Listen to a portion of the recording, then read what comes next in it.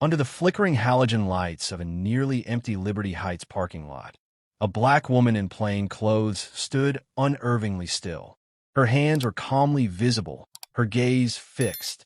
The biting New England air made her breath mist, yet her composure remained absolute. Behind her, a white police officer, Officer Dustin Vance, approached with aggressive haste, one hand already hovering near his duty weapon, the other pointing rigidly. "Hey, you! What are you doing here?" he barked, his voice cutting through the stillness. She responded evenly, her tone a stark contrast to his aggression. "Just walking home." But that wasn't enough for Vance. "ID now." She moved slowly, deliberately, reaching in her coat pocket.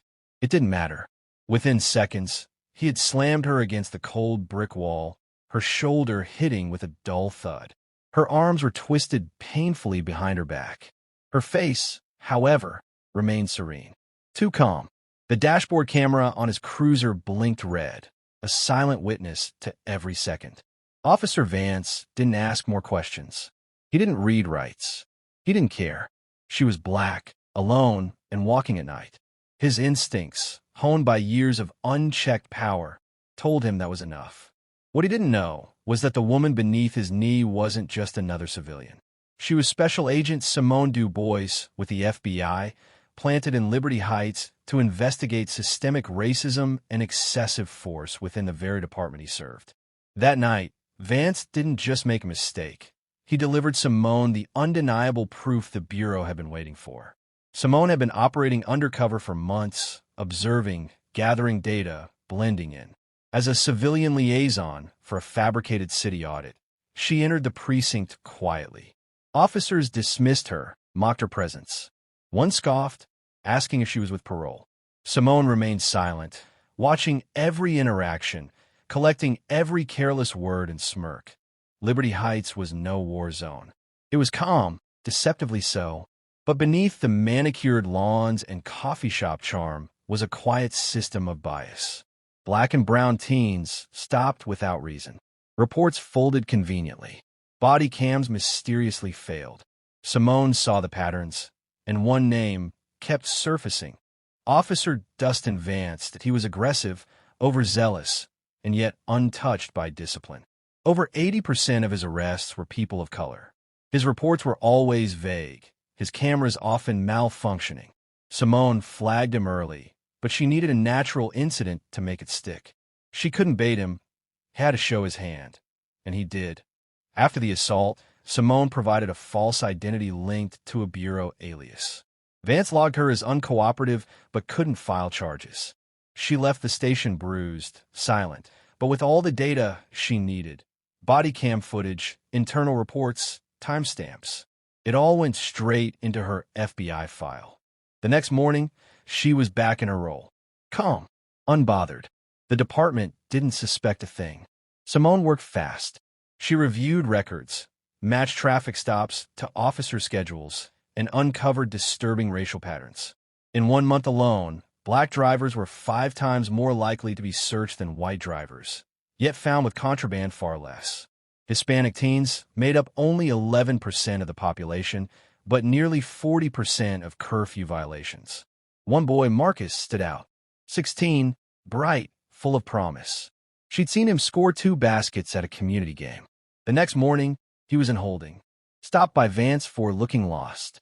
No charges, no call to his parents. Just 6 hours erased from his life.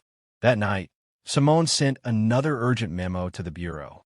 The system wasn't broken. It was functioning exactly as designed. And it was time to break it. Simone began leaking audit-style tips to local reporters. Nothing that pointed to her, just enough to raise eyebrows. Articles followed. Use of force complaints spike. Youth center raises concerns. The department stirred. A few officers joked about whistleblowers. Vance Mugg dismissed it all. Then came a twist.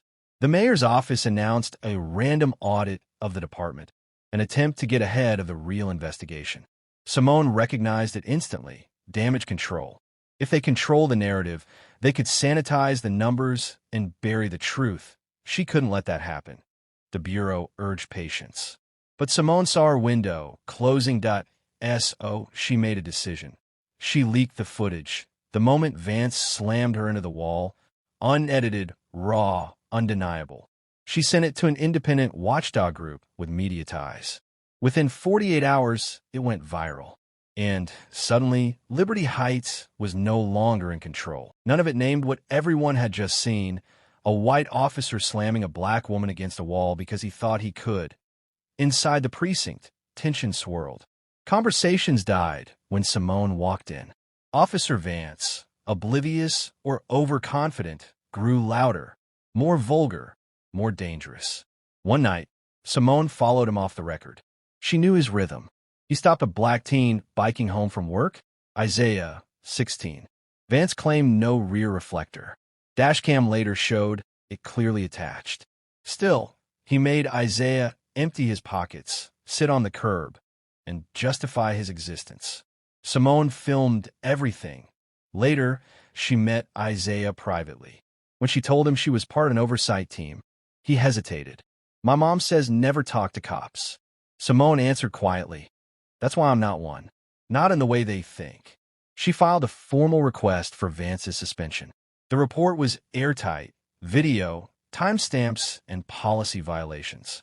Her FBI supervisor warned her, "You're burning your cover." But Simone had seen enough. Then came a red folder, left anonymously on her desk. Inside were complaints the department had buried: sexual misconduct, hospitalizations, undocumented stops, all involving Vance. Cross-check dates didn't exist in the city log. Erasure, systematic and deliberate. Simone assembled a dossier, this time not just on Vance, but on the command structure: who had signed off, who ignored, who enabled. She requested a public hearing. This wasn't internal anymore. It was national. The courtroom was packed. Protesters chanted outside. Inside, the city attorney tried to keep it procedural. Simone didn't allow it. "This isn't about one officer," she said. "It's about a system that taught him no one would stop him." She played the footage. Isaiah stopped, the parking lot assault, missing body cam clips. Internal emails from officers begging to avoid Vance. The final blow? A forgotten training eval. Vance flagged for poor impulse control and never followed up because the responsible officer was now the chief. The room gasped. Then Isaiah stood up. He had agreed to testify anonymously. But at the last second, he gave his full name. "I was stopped riding home from work," he said. He laughed while searching me. Said I should watch myself in this neighborhood. His voice cracked. If she hadn't been there, who would have believed me? The room fell silent. Vance was no longer just one bad cop. He was proof of a culture. Afterward, Simone declined all interview requests. She didn't need airtime. Instead, she submitted her full report, 32 pages, directly to federal legal counsel, demanding indictments, firings, and structural reform. That's when the city struck back. Simone's identity was leaked. Her FBI role exposed. Headlines split. Some called her a hero. Others accused her of entrapment. But the footage had already gone viral. People had seen the truth before the spin. Simone didn't flinch. She held a press conference. Short, precise. "The only thing more dangerous than police brutality," she said, "is a system that teaches officers they'll never be punished for it." That ends today. She was already a step ahead. The department scrambled, but Simone had already sent her second report, this time not through the Bureau, but to a federal oversight committee. It contained everything: erased complaints, altered medical records, body cam malfunctions, and a memo that read, "Let's keep this quiet. We've covered worse." It made national headlines within an hour. Vance was suspended, pending indictment. But Simone wasn't after just one officer. She was after the machine. Internal affairs. The chief. City legal advisors. She'd built a trail of paper and silence, exposing how the system didn't just fail, it covered. The DOJ launched a formal investigation. A complete overhaul of Liberty Heights PD followed. And still, Simone pressed forward. She met with survivors, held listening sessions, helped draft new oversight policies. Quietly, she created a fund for affected families, using private donations from allies who had once stayed silent. Simone Du Bois had come to Liberty Heights undercover. She left with its entire foundation exposed. And while the city slowly tried to rebuild, one truth remained. She hadn't just revealed injustice, that she dismantled its shelter.